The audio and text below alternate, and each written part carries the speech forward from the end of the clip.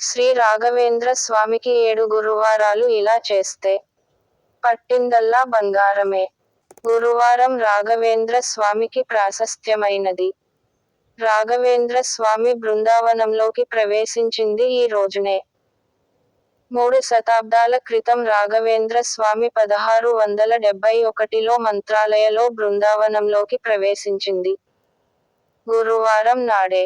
మైసూరులోని మంత్రాలయంలో గురువారం నాడు రాఘవేంద్ర స్వామి పూజలు ఘనంగా జరుగుతాయి.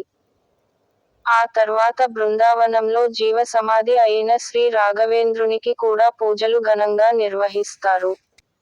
గురువారం పూట రాఘవేంద్రునికి చేసే పూజలు సకల సంపదలను ఇస్తాయి.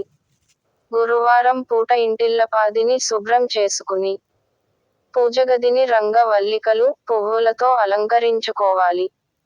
రాఘవేంద్ర స్వామి పటాన్ని పూజకు సిద్ధం చేసుకోవాలి.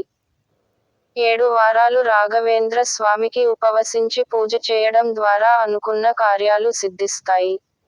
6 వారాలు ఎప్పటిలా పూజ చేసి 7వ వారం రాఘవేంద్ర స్వామికి తులసిని సమర్పించాలి. రాఘవేంద్ర స్వామి పటం ముంచి పంచముఖ దీపాన్ని వెలిగించాలి. పండ్లు, తమలపాకులు, కొబ్బరిని పూజకు సిద్ధం చేసుకోవాలి. విఘ్నేశ్వరునికి పూజ చేసి రాఘవేంద్ర స్వామిని ప్రార్థించాలి. పూజకు ముందు స్వామిపై మనస్సును నిలిపి సంకల్పం చెప్పుకోవడం మరిచిపోకూడదు.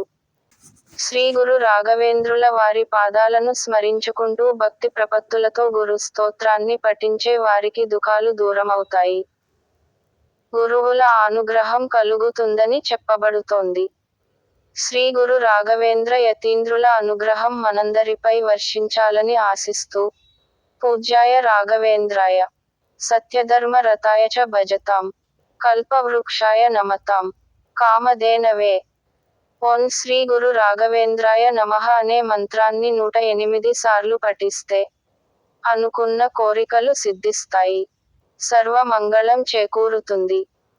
ఈ మంత్రాన్ని పఠించిన తర్వాత ఉపవాసం ఉన్న వారు ధూపదీప నైవేద్యాలను సమర్పించి రాత్రిపూట పాలు పండ్లను తీసుకోవచ్చు. స్వామికి పాయసాన్ని నైవేద్యంగా సమర్పించవచ్చు. గురువారం ఉపవాసం ఉండేవారు మంచం మీద పడుకోకూడదు.